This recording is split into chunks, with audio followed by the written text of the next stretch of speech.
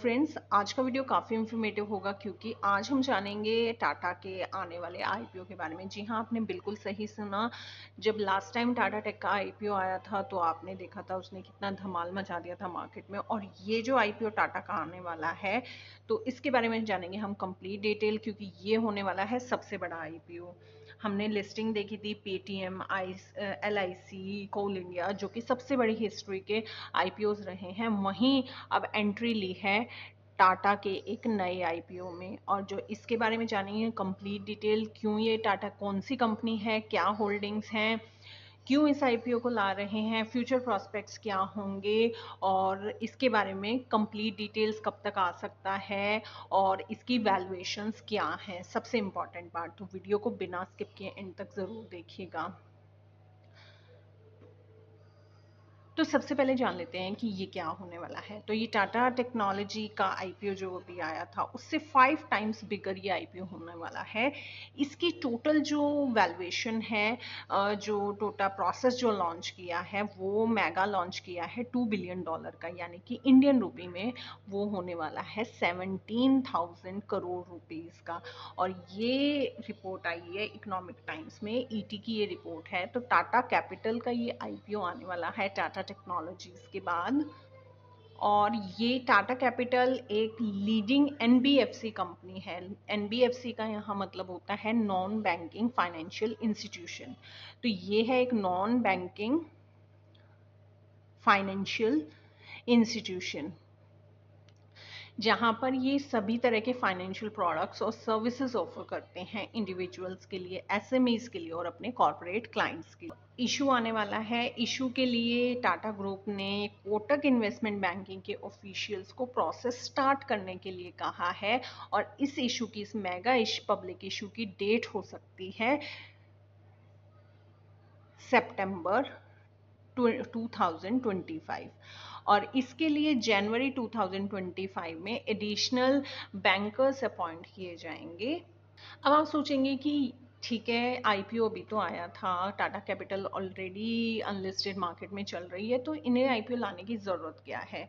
तो IPO basically RBI ने ये मैंडेट जो है बताया है कि डी स्ट्रीट पर लिस्टिंग जो है टाटा सन्स और टाटा कैपिटल की मैंडेटरी है, as a both as the entities are both classified under upper layer non banking financial institution. यानी कि ये जो एनबीएफसीज हैं ये upper layer non banking financial institution की कैटेगरी में आते हैं।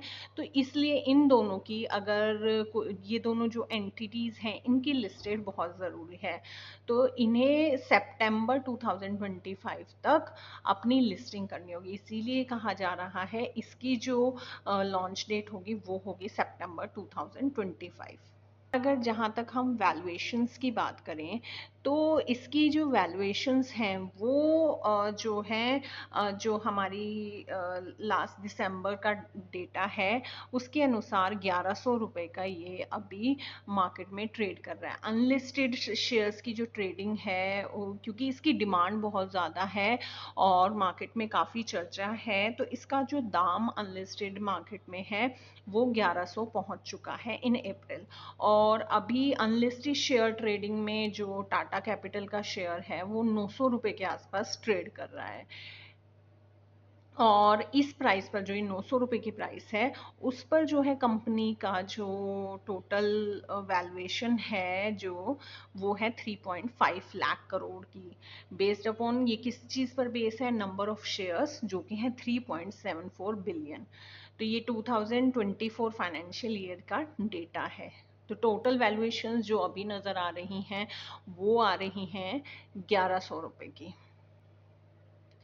और 1100 रुपये ये इसलिए क्योंकि इसकी मार्केट में भारी डिमांड है। बाकी जो बैंकिंग होगी, जो बैंकिंग ऑफिशियल्स हायर किए जाएंगे जनवरी में, और कोटक बैंक इसका इन्वेस्टमेंट बैंकर रहने वाला है, तो ये सब डिटेल्स उसके बाद ही फाइनलाइज हो पाएंगी।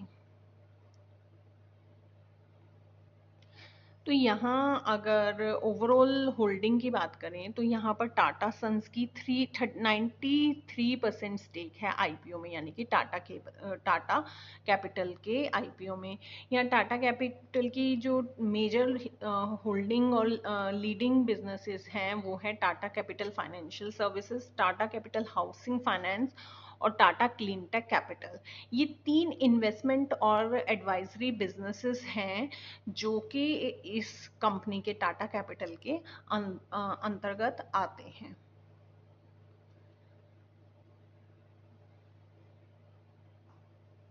वो बच्चे सफेद हो रहे क्यों बेटा? पता नहीं।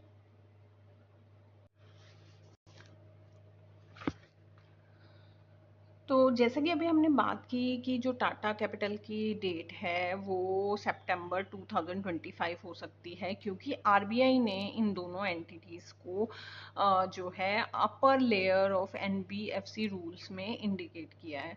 तो टाटा कैपिटल के शेयर में अच्छी खासी तेज़ी आई है, रेवेन्यू 18,000 करोड़ के आसपास है और नेट प्रॉफिट्स में भी 12% की तेज़ी यहाँ पर देखी गई है। और इसके बाद जो टोटल एनबीएफसी की नेटवर्थ है वो 23,417 करोड़ यहाँ पर दिखाई गई है।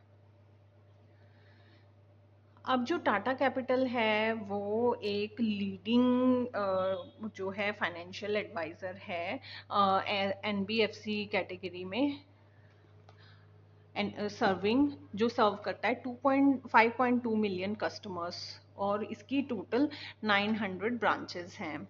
और यहीं पर बात करें कि आईपीओ जो ये आईपीओ पर्टिकुलरली क्यों ला रहे हैं, तो ये टाटा ग्रुप की स्ट्रेटेजी है जिसकी वजह से फाइनेंशियल सर्विस सेगमेंट में वो अब एक लीवरेज दे सके। लीवरेज का मतलब है लिस्टिंग जो है वो सिर्फ टाटा कैपिटल के मार्केट प्रेजेंस को ही नहीं बूस्ट करेगी, मतलब बढ़ाएगी, बल्कि इन्वेस्टर्स को भी एक अपॉर्चुनिटी देगी कि वो एक वेल स्टेब्लिश्ड और ग्रोइंग फाइनेंशियल इंस्टीट्यूशन का एक पार्ट बन सकें। तो अपनी मार्केट में एक छाप छोड़ने के लिए, एक ग्रोथ के लिए यहाँ पर टाटा कैपिटल का ये आईपीओ आ रहा है। अब हम बात करेंगे कि फ्यूचर में इसका क्या प्रोस्पेक्ट हो सकता है। तो टाटा कैपिटल आईपीओ का जो प्लान है वो उस फाइनेंशियल सेक्टर में अपने एक स्ट्रॉन्ग फुटप्रिंट्स हैं, तो अपनी आगे की सिग्निफिकेंट मार्केट को अट्रैक्ट करने के लिए और अपना एक सॉलिड ट्रैक रिकॉर्ड और अच्छा कस्टमर बेस बनाने के लिए ये एक जो है फ्यूचर स्टेप यहाँ पर दिखाया जा रहा है। तो आपके व्यूज़ इस आईपीओ के बारे में क्या है? आई होप आप भी टाटा के नए आईपीओ को लेकर काफ़ी एक्साइटेड होंगे, क्योंकि पिछले आईपीओ को हमने देखा था कि काफ़ी उस आईपीओ ने धमाल मचाया था और अब टाटा का नया आईपीओ आ रहा है तो देखना होगा कि इसकी वैल्यूएशंस क्या रहती है और डेफिनेटली ये भी अपने निवेशकों को मालामाल बना सकता है।